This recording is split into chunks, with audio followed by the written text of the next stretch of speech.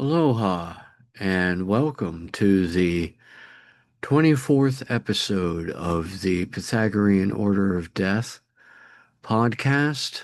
I am your host, Reverend Jonathan Barlow G.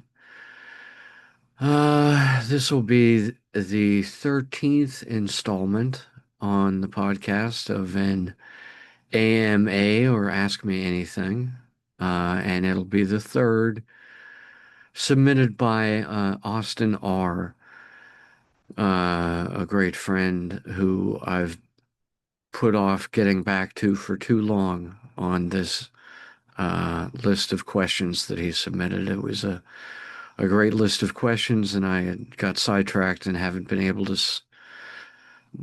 record answers for it until now, and I hope he can forgive me. Um, so let's just go ahead and dive right in. What are the similarities of occult science, religious science, and modern day science? This is an excellent question because it is where all the various different philosophies, ideologies, and metaphysics overlap and agree that are likely to be their most accurate descriptions of our mutual consensus reality.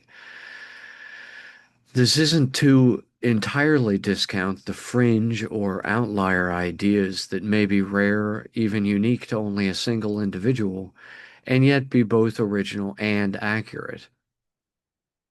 For example, my own idea that tachyons are the quantum of gravity is a fringe and original idea now that remains likely an accurate description of our shared reality. So I can't say that any idea may be wrong simply because it is not yet popularly known and accepted. Nevertheless, when comparing large fields of study, such as the metaphysics of ancient mythologies and the theoretical physics of today, it remains wisest to look for their similarities, as these will be far outnumbered by their differences, though these differences will prove far less meaningful. Again, by way of example, one may consider the commonalities of the five senses: sight, sound, smell, taste, touch, and five fingers per hand or toes per foot to the five parts of the ancient Egyptian idea of a soul: the Ka, or aura, the Ba, or chakras, the Ren, or name, the Ib, or heart, and the Shiut, or shadow, or to Plato's five regimes, or types of government: aristocracy, timocracy, oligarchy, democracy, and tyranny. Of course, in doing so, one is considering the similarities not by comparing these different sets of five elements directly, as in the thumb of the hand corresponds to the sense of touch, or etc., although this may be done if only recreationally. In serious consideration, one finds the similarity to be the common thread of the number five. So, numerology, or basic number theory, underlies much, if not most, of the work in comparative, speculative, and metaphysical research. Again, for example, it may be less important to memorize the 10 Sephirot, Malkuth, Yesod, Had, Netzach, Tifereth, Gevurah, Chesed, Binah, Chokmah, and Kether, than to understand how they relate to one another via the 22 paths, these being the 12 signs of the astrological zodiac, the 7 planets and chakras, and the 3 alchemical phases. Therefore, given 32 small cubes, one may assemble a rudimentary tesseract combining 2 larger cubes, symbolizing these 32 elemental traits. the 10 Sephiroth as voids, the 12 zodiac signs as horizontal rows, the 7 planets or chakras as vertical columns, and the 3 alchemical phases as the 3 horizontal levels. Such a model the ancients called Kabbalah. This is simply a tesseract serving as a memory castle or mnemonic by labeling its 32 parts. This model, in part because it was known to the ancients, serves as an adequate guide for considering similar metaphysical traits from the various different cultures' mythologies. So we find the 12 archons of the Gnostics and the 12 apostles of Christianity. And so we find the 7 powers of these archons and the 7 churches of these apostles. Just so we find the 7 generations of Nephilim giants and the 12 Anunnaki fallen angels, and so the 6 Xibalba Bay or houses of the gods, and the 7th, the crossroads, and the 12 Xibalba gods of the underworld in Mayan cosmology. Once one has found the Kabbalah as a basic cipher, all the traits from all the ancient cosmologies, myths, and metaphysics fall into place. It is this system that offers the most fundamental similarity between all ancient cults, modern religions, and futurist theoretical sciences.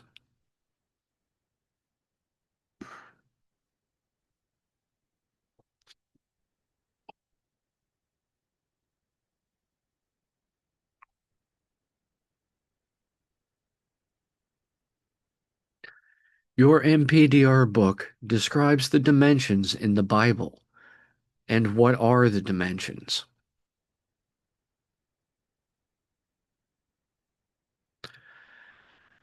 In the MPDR, I use titles for each chapter relating to dimensionality.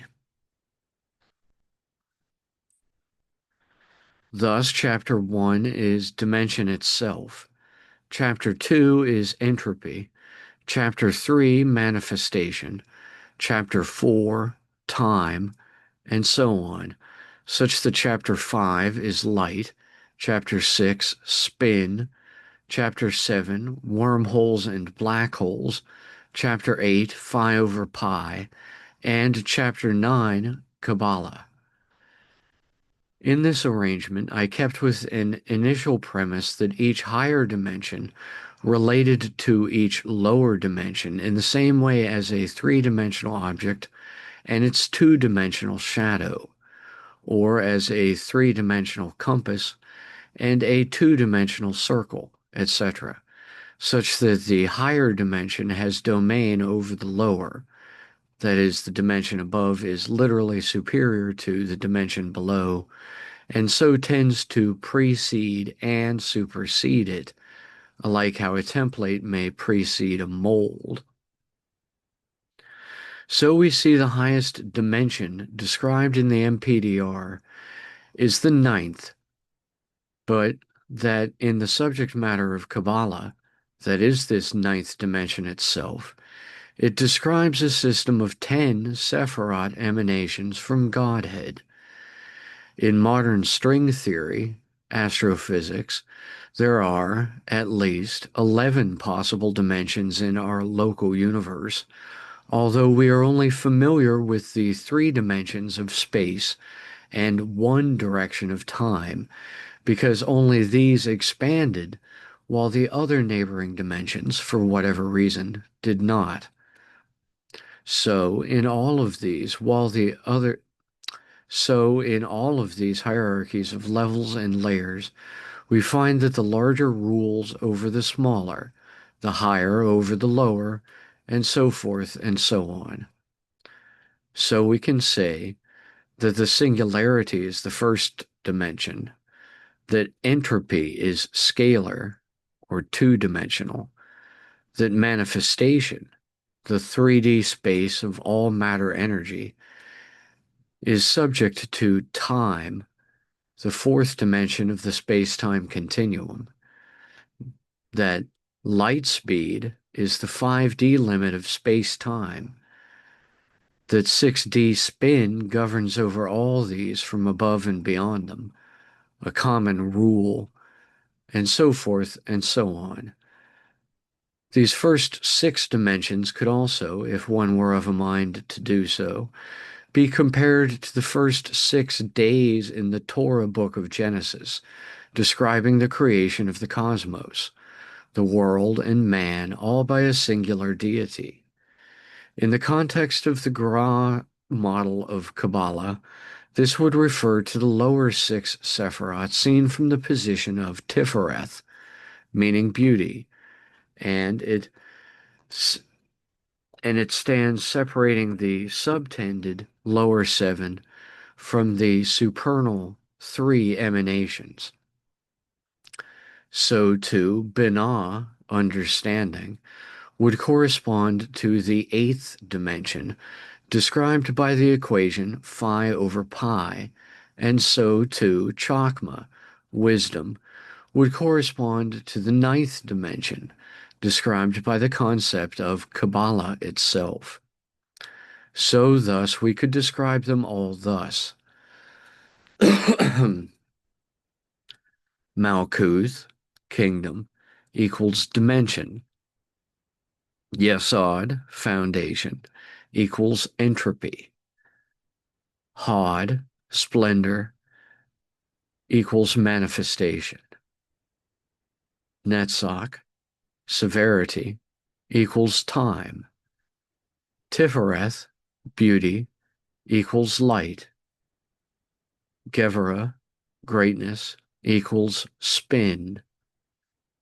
Chesed, mercy, equals black hole cosmology. Binah, understanding, equals phi over pi, and Chakma, wisdom, equals Kabbalah. In the system of the MPDR's chapters, and in the 10-dimensional model of active consciousness, I described in my formal system of metaphysics as well, the final 10th dimension connects the highest and greatest level directly to the lowest and smallest, thus creating an infinite feedback loop between 10, the outermost layer, and 0 at the core.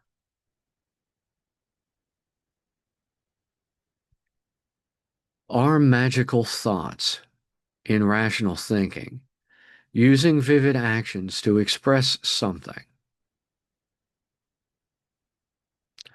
The rationalization of magic is that the mind of the individual, by directing their free will, may cause movements in a nascent, unseen energy field that permeates and connects all tangible material reality.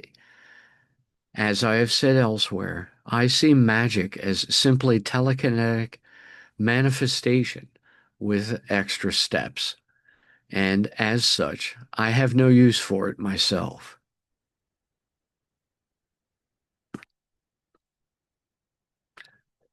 If someone can count 30 seconds faster than a clock, could they be in a different dimension? No. Sadly, neither being able to count faster than a clock nor being able to think faster than a computer causes any alteration to the surrounding space we occupy in our mutual consensus reality.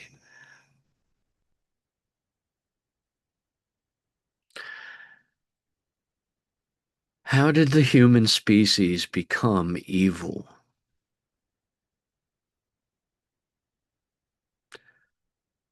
Civilization. After the Younger Dryas era ending event, whether this is attributed to the impact of 7 fragments of a comet, as in esoteric Masonic histories, or as due to a massive Carrington event type solar flare excursion, as in modern theories regarding ancient petroglyphs, or by the dumping of the glacial ice over North America into the oceans, causing a massive desalinization as well as a rise in sea levels worldwide, or by pole shift, whether electromagnetic or geographic, or both, etc. Civilization arose, we are told in our history books, as if fully formed. The earliest now known settlements in Ain Ghazal, Asikli Hayuk, Ain Malaha, Ketal Hayuk, Gobekli Tepe, Jericho, and elsewhere, to be established after the globally mythologized world flood, all seemed to have the essential components and foibles of even modern civilization already in place, with little or no preparatory interim duration. By the time the late Samaran culture gave rise to the earliest city-states of all the core elements of civilization were already there, including laws, the Code of Hammurabi, religions, both polytheist pantheons and the monotheism of a single coming Messiah, sciences, metallurgy for making both plows and spears, agriculture, terraforming using canals, animal husbandry, controlled breeding of tamed herds and domesticated pets, refrigeration, both in each hut, in a central pit beneath a large stone, and in a communal town silo, bread, the process of grinding grist to dough, money, first with cowrie shells, then cylinder seals, and finally coins, slavery, conscripted servants captured from surrounding tribes, and even prostitution, including the first makeup, jewelry, and perfumes. These earliest polities consisted of careful city planning, crafting a large town square for trade outside the inner walls of a central massive ziggurat temple structure, all surrounded by suburban housing inside a large outer wall and scattered farms outside and beyond this. They had social classes, including artisans, craftsmen, and traders, along with soldiers, rulers, both state and religions, and, as mentioned, slaves. They had the wheel for carts and for pottery spinning, and they invented alphabets and the original written languages. And all of this was in place prior to 4,000 years ago, when Sargon unified Sumer and Akkad into Babel to create the world's first empire. By this time, all the elements of what we consider modern civilization were there, already in place. And where did all these ingredients for civilization come from? Where did we learn them? Who taught us all this? According to the ancient Sumerians, the Apkallu were fish-headed men who emerged from the Persian Gulf to teach mankind the tools for cultivating civilization. Also called the Abgal, these 7 sages often appeared with bird heads and wings, and in some cases were said to have brought their arts and teachings down from the sky above. By the Gnostic era of Second Temple Judea, 2,000 years ago, the Essenes of Qumran included in their version of the canonized Torah the later left apocryphal Book of Enoch that describes the Sumerian pantheon by its later name, the Anunnaki, referring to them as underworld judges, and considers them equivalent to the sons of God from Genesis 6:2 and 6:4, who came in unto the daughters of men and bare children with them. In the book of Enoch, it states quite specifically which of these fallen rebel angels taught mankind which skill and craft of civilization, from making medicines from plants to reading astrology, down to the name of the Grigori who taught mankind the art of making mascara. It was for these fallen rebel angels, committing the sin of breeding hybrid giants with human women, and for their giving mankind the arts and crafts of civilization that, according to Genesis 7:10, the waters of the flood befell the earth. So it is said now that it was because of Noah, as it was said in Babylon to be because of Utnapishtim, and in Sumer because of Ziusudra, that Homo sapiens, following the Younger Dryas era ending event, the so-called world flood, so rapidly redeveloped agriculture and the essentials of civilization, such as the moral of Noah's drunkenness described in Genesis 9:21, that it was he who brought back the cultivation of grapevines to make intoxicating wine immediately after surviving the flood. Of course, there are many different cultural myths describing the world flood, each explaining it with their own causes, and even in Hebrew mythology, evil in mankind is said to predate the flood to as far back as the exile from Eden, although in my opinion you can hardly blame Adam's free will for the consequences of original sin.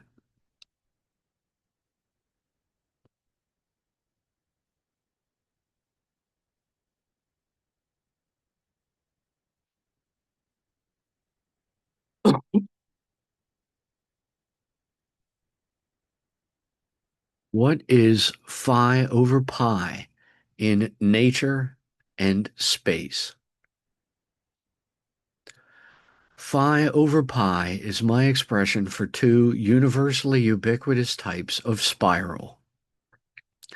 Pi expresses the logarithmic spiral, called the spira mirabilis, based on a geometric progression rate, while phi expresses the Fibonacci spiral, an approximation of the golden spiral based on a logarithmic spiral with a growth factor equal to phi, the golden ratio. These two types of spiral occur often in nature, the face of a sunflower, the funnel of a cyclone, etc., as well as in outer space, the arms of spiral galaxies, as billions of stars swirl inward toward the core, supermassive black holes. I speculate in the MPDR this is because the phi over pi combination of spirals is the measure of the surface area over volume of a torus, and it is, in fact, the torus that is universally ubiquitous, even extending to the shape of hyperspace over space-time itself. What is the here and now? How does it exist? The entirety of the space-time continuum, right down to the smallest quantum of matter energy, always exists only in the here and now. What does this mean? We can measure time as a passage of events like hours, minutes, seconds, and so forth. The shortest duration event possible in our local universe is what is called nowadays a single Planck time unit. A photon travels 1 Planck distance per 1 Planck time unit, and at this relatively fixed velocity, called c, or light speed. It is considered to be the fastest moving particle, and thus to set the speed limit inside the local universe. So imagine a Planck time as like a single film frame containing the entire cosmos in a stable, stationary condition. This is the nature and substance of three space, or three-dimensional space, without the additional directional motion of time. If time were removed, space would be frozen in place, just as it may be during each Planck time or film frame. And just like when you play 24 film frames or more per second, the many Planck times simply seem to stream together into a single continuous flow.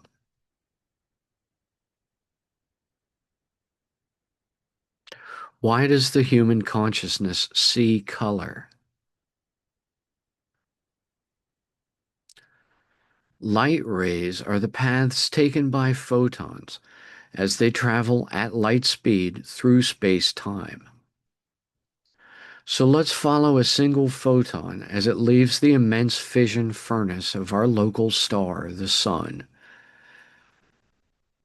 Firstly, it takes a single photon some 500 seconds, or 8 minutes and 20 seconds, to travel the average distance between the Sun and Earth, that distance being about 150 million kilometers, or about 93 million miles. As the photon enters Earth's gravity well, its trajectory becomes distorted by gravitational lensing, and then, at relativistic speeds, light can travel 10 feet in only 10.167 nanoseconds. It bounces off some object in our local vicinity and into our eyeballs. When it bounces off the object, the wavelength of the photon becomes bent again, this time into the color of radiation we then can see with our eyes. A single photon interacts with the electrons of the object it deflects off of in an event called the Compton effect, where the trajectory and frequency of the photon take on some of the characteristics of the electron clusters or molecules that it bounces off of.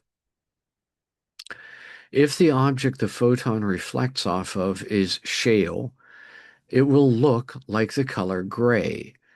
If the object is a rose, it will look like the color red. This is because the object is absorbing all other colors and hues of visible light, except that which it is reflecting. So, shale is really every tone besides gray in reality, and likewise a rose is every color other than red. But because these are the colors that reflect from the chemical composition of these objects, that is, because these are the angles of light reflected off them, the object will appear to us as being the one color it doesn't absorb. That is, the one color it isn't. People see light rays with our eyes. These organs have evolved for billions of years to form a biological system capable of translating such light rays into chemical electrical impulses along neurons into and inside our brains. Inside the fluid of the eyeball float the rods and cones responsible for seeing contrast, grayscale, and color, respectively, and these assemble a small holographic image of what is focused through the pupil's lens by the constriction or contraction of the surrounding iris muscles. Notably, this image inside the eye is reversed upside down from reality due to the focusing of the lens, and is then flipped again, reorienting it correctly as it is processed along the eyeball's neural stalks into the brain. Inside the brain, it is the gray matter of the upper or dorsal, hind, or anterior cerebrum, called the occipital lobe, that contains the cortex responsible for processing visual sensory stimuli. Now, if it were not for all these factors, color would not exist to us, and the idea would be a meaningless term. Color exists only as a byproduct of our perception limiting the percentage of the electromagnetic spectrum we are able to see to only the 7-color spectral division of white light by a prism called the rainbow spectrum. If we could also see ultraviolet, infrared, radio waves, X-rays, and even gamma radiation, what additional colors would these add to our limited present palette? Zen, Christ, and Atma. How do they compare, and how are they different? Zen, so far as I understand it, is the meditative focus on emptiness and nothingness as being the sole and final substance of all that merely seems to exist, which itself is just a temporary illusion. The apotheosis of Christ, or rather Kether consciousness, is the attainment of that crown of thorns that allows one to connect to the minds of all other living beings. The Atman is the Hindu name for the soul, comprised of the 7 chakras within the electromagnetic field or aura of the living person. One could posit that everyone has an Atman, but not everyone attains Christ consciousness through perception of Zen.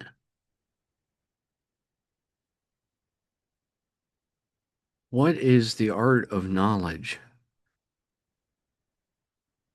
To know requires using the brain to learn, like a stomach to swallow, or a black hole to consume, or a sponge to soak up as much knowledge as possible at all times.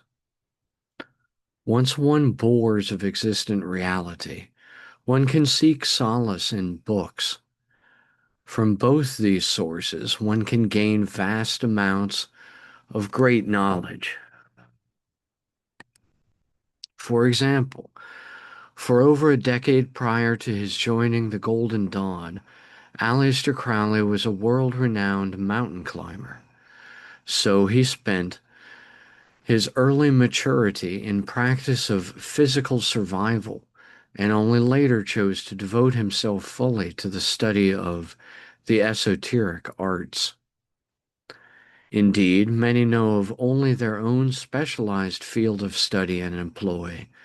A scientist who knows only the computations and calculations necessary for their own next laboratory experiment is of little more good philosophically than a mechanic on an assembly line who spends their whole life installing the same type of bolt onto hundreds of the same model vehicle. One may learn from books.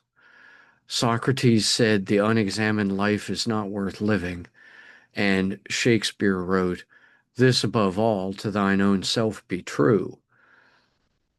Thus the saying, "Know thyself," is almost as profound and extreme a philosophical imperative as the saying, hung over the entrance to Plato's Academy, "Let none ignorant of geometry pass." Ultimately, however, it is futile and useless to want to try or to actually know everything. It is more than sufficient to only know what is needed in any given situation in order to survive and advance. In a cosmic sense, the amount of knowledge one needs to learn in order to understand true metaphysics, for example, is very little. One may attain enlightenment after only brief study and the practice of some rudimentary yoga. Enlightenment, called in the Orient nirvana and samadhi, and in the Occident called gnosis and foresight, is the full awakening to the maximum extent of one's capacity for perception, including activating nascent psychic potential to know fact from fiction, to see through lies, intuiting truth, and the ability to tell right choices from wrong ones based on predictable future outcomes before the choice is made. Such apparent telepathy and clairvoyance are considered the peak and pinnacle of the art of knowledge being put into practice. As this method may be described in works and taught by being written down in a book, I still consider writing a book the highest form of the art of knowledge being expressed and carried on in itself and for its own sake alone.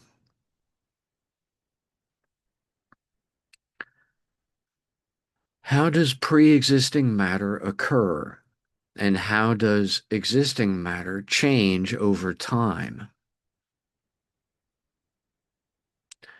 It is said, energy is never created nor destroyed.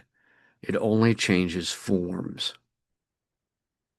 This harkens back to the early 20th century belief that all matter is merely energy slowed down to a condensed vibration. This perspective was initially challenged by Einstein, whose special relativity equations proposed what Oppenheimer later proved: an exponential release of energy results from disruption to an atomic size scale worth of matter. It remained for quantum mechanics to fully call the premise of condensate matter into question with the discovery of bosons and fermions.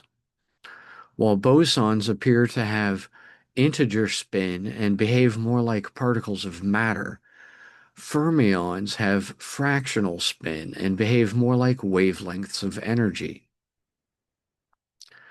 Therefore, at least in our current universe, there is a distinction between quanta of matter and those of energy. However, what of earlier in our universe's history, and what of later? If matter is created from energy, then all the matter present in our current universe was once energy, just after the Big Bang. Additionally, given the laws of thermodynamics being applicable universally and across all time, then all current matter will gradually decay into energy by the release of free radical radiation, emitting heat, until eventually all matter will have thusly broken back down into energy in a universal heat death. Notably also, there is an important distinction between potential energy and kinetic energy.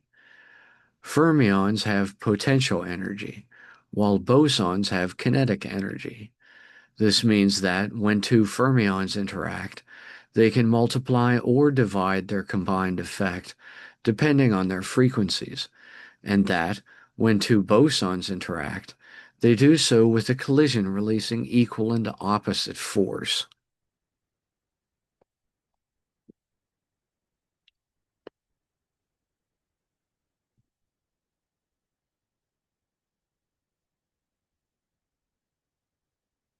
How do metaphysics and magic work together? Metaphysics defines the ether energy as being a hyperspace field, faster than light, responsible for transmitting the force of gravity in subspace.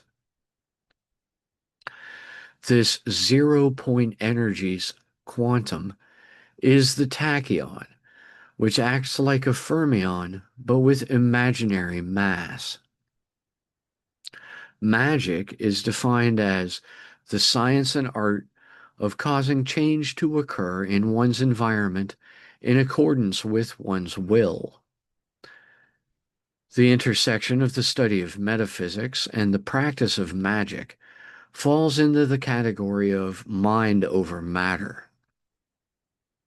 Ultimately, the goal of all magic is to attain quantum mechanical spooky action at a distance by what the CIA's psychic spies in Project Stargate called remote influencing.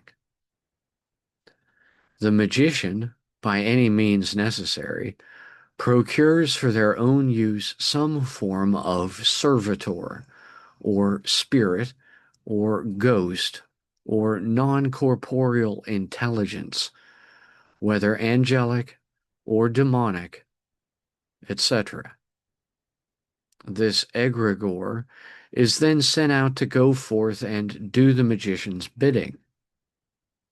So, magic, in this sense, is just active wishing or full contact prayer, usually involving scrying, chanting spells of invocation or evocation, summoning and banishing, and often trance channeling. One actively wishes or deeply prays for a certain outcome, and, God willing, it happens. This is, in a nutshell, Ritual Magic 101. I have long held that ritual magic is just telekinetic manifestation with extra steps. Ultimately, this distinction is nominal and trivial, considering the Pythagorean theorem that a squared plus b squared equals c squared, where a and b are the legs of the right triangle and c is its hypotenuse. By this criteria, it is no better or worse to take the two legs than the one hypotenuse, if the goal is to get from a point at the vertex of A and C to a point at the vertex of B and C. What then, if magic is to go around the right angle, is telekinetic manifestation that supposedly takes the hypotenuse instead? It is, put simply, mind over matter, the psychic willpower of the individual directly asserting itself over the smallest constituent components of real-world material objects, and, as manifestation, taken to its utmost extent as controlling the outcomes of events far in advance. In this case, it is the ether energy described by metaphysics that is the connecting medium allowing the mind to have a direct effect on matter, although one does not need to know this in order to harness this effect and make it work for themselves. Unlike ritual magic, we are constantly telekinetically manifesting, even unconsciously. When asleep, our brains are broadcasting a signal, co-creating reality. Magic is a choice. How does self-awareness work? What is a self? It is usually thought of as an ego or central self-concept, but it is more than this as well. The superego sits in the human forebrain, guiding and directing, while the ego sits in the mammalian midbrain, observing and critiquing, and the id occupies the reptilian hindbrain, working the rudder of fear versus love. Likewise, the ego is most conscious and usually signals gamma brain waves. The superego is mostly subconscious and emits alpha-beta brain waves, and the id is almost entirely unconscious and projects deep delta-theta brain waves. The most subliminal are the insectile pineal pituitary gland pair at the core underside of the brain, whose circadian pulse determines our daily sleep and wake patterns, our growth spurts in adolescence, the menstrual cycle in women, and even influences our rate of aging. In fact, it is not to the ego or central self-concept one should be looking if one wishes to find oneself. It is to this pineal pituitary pairing, quietly humming along, that one should turn one's attention. For just as the ego may identify itself as occupying a position in the central core of the midbrain, it is upon this pineal pituitary pair that this ego sits. Thus, the pineal pituitary pair of glands are rightly called the seat of the soul by many, and even the font of consciousness by some. It is above this pair of glands ego manifests, like a genie from inside a dusty oil lamp. But this endless, repetitive feedback loop broadcast lifelong from between these twin glands is only the tip of the rabbit hole. What one must do to know thyself is to face this mirror in the core of the self and stare down this well of souls, confront one's own shadow self, and realize the infinitely recursive nature of self-aware consciousness, like a video camera recording a TV screen that is showing what the video camera is recording. This ever-flowing, churning, swarming signals source is the pineal pituitary gland gap, and the result of it is the ego in the mind. It functions like a light and a lens for projecting a consistently steady source of inner illumination through the thalami and into the frontal lobes. The thalami, just behind the eyes, act holographically to combine the brain's autonomic command messages with the stimulus messages sent from the body, thus allowing the ego, seated atop these glands, to combine read-only stimuli from the body with write-only command messages from the brain. The end result of combining all these parts plays out in the frontal lobes, where miniature engrams occur, neural patterns caused by electrochemical cascades. These neurotransmitter releases correspond approximately to intangible sensations of emotions, thoughts, and ideas, but more acutely to the shapes of these engram patterns in the frontal lobes of the brain.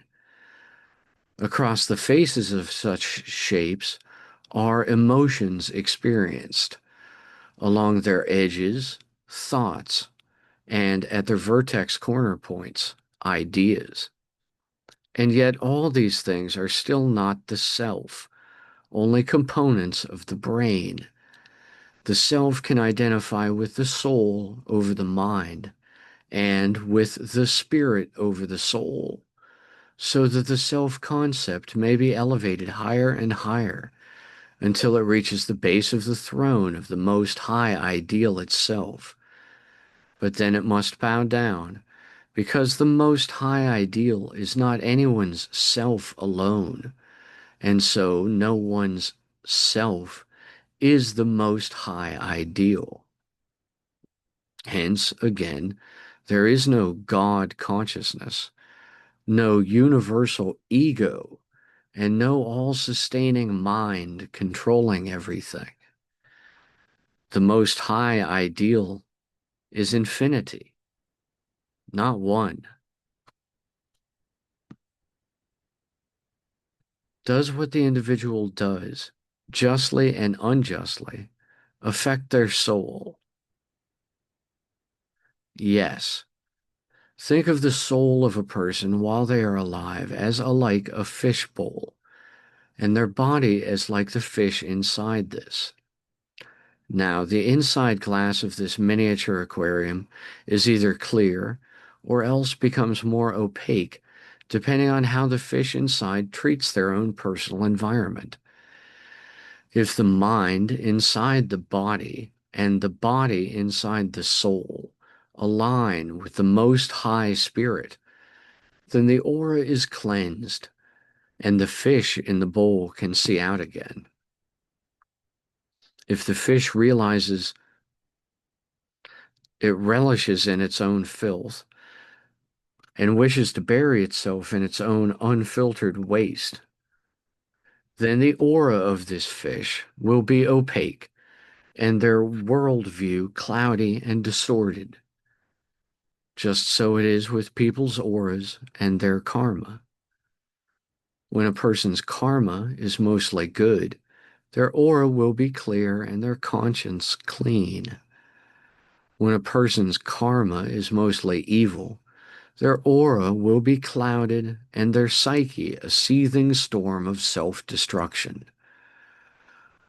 One's karma can be changed from being more good to being mostly evil, or from being more evil to being mostly good.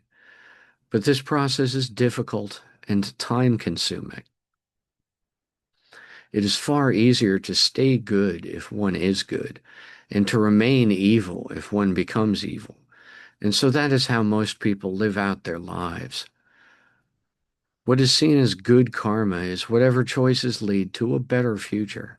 And so what is seen as evil karma is whatever leads to a worse future. So, though the soul may be simply an electromagnetic torus, retaining this basic fundamental shape overall throughout its immortal existence, as it was stamped onto all of us by the Most High Spirit, the patterns of electricity that circulate about upon the aura's surface differ over time. These differences are determined by our unique individual experiences and determine the karma of our souls, the clarity or opacity of our auras over time.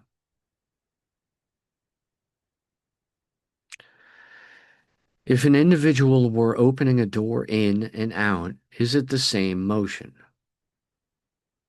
In and out are opposite motions. If one opens a door leading into a building, they are opening an entrance. And if they are opening a door leading to the outside of a building, they are opening an exit. So the direction of the motion of the door depends on the direction of the individual going through it. Note that in or out are just as much opposite directions as up or down, left or right, and front or back.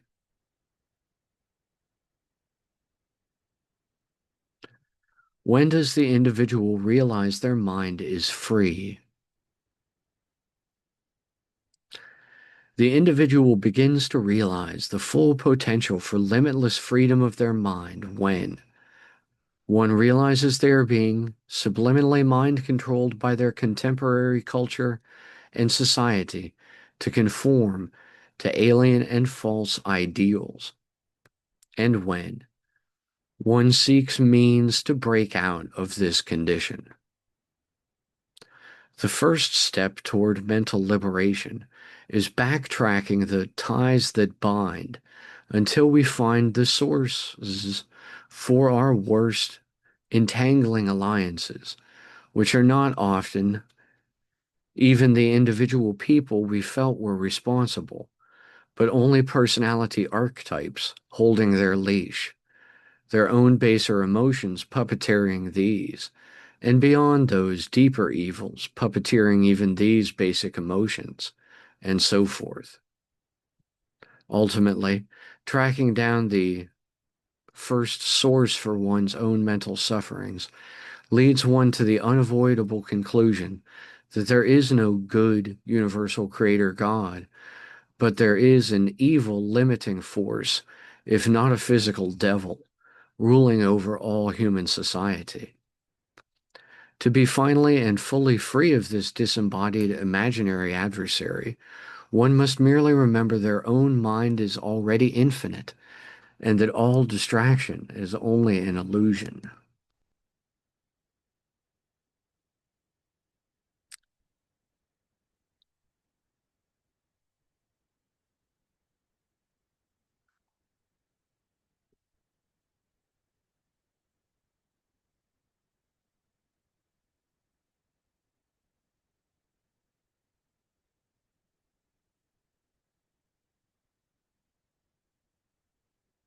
Who is Yeshua ben Padiah? Yeshua ben Padiah is the name of a real-life person upon whom, I believe, the fictional character, Jesus of Nazareth, was based on in the New Testament Gospels.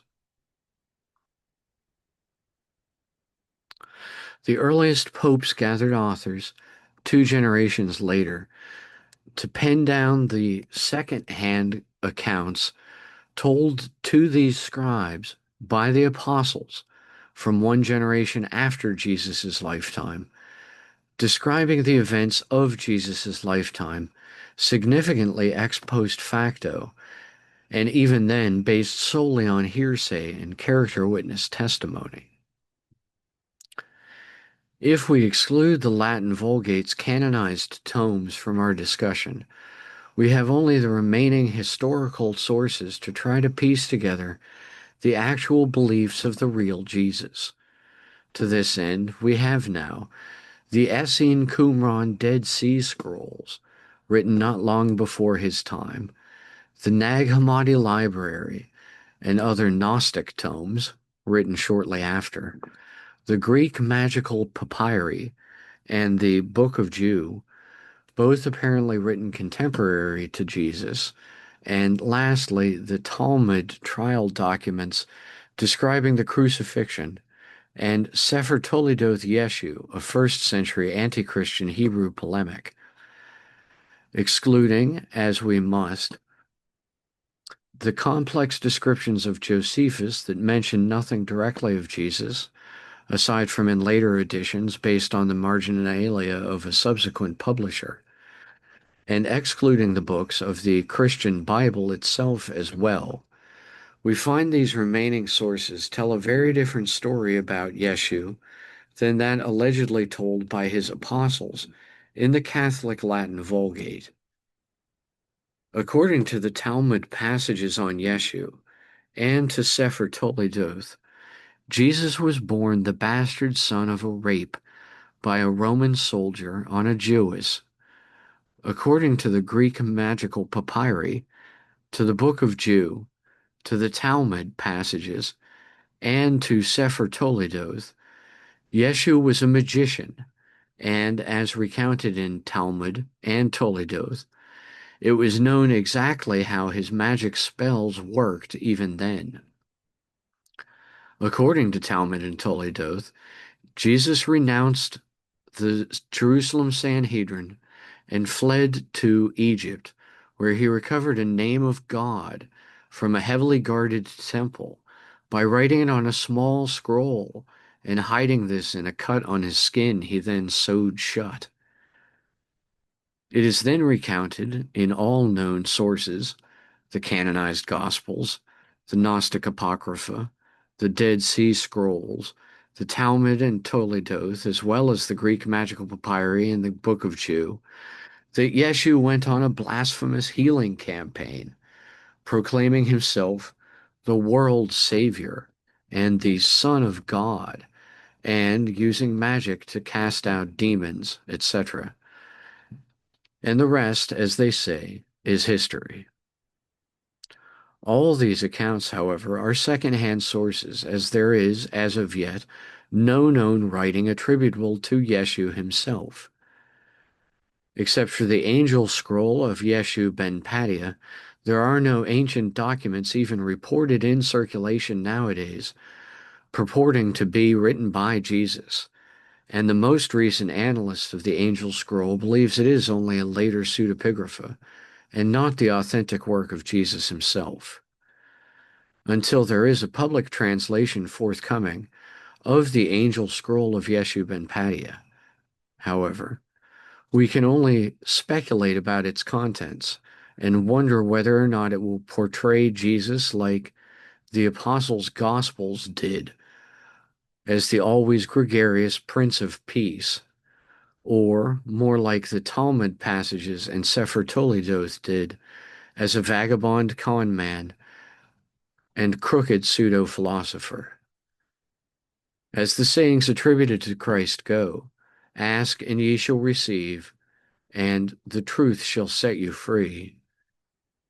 It may prove to be so for the angel scroll of Yeshua ben Padiah and the fall of the 2,000-year-old Catholic psychic empire.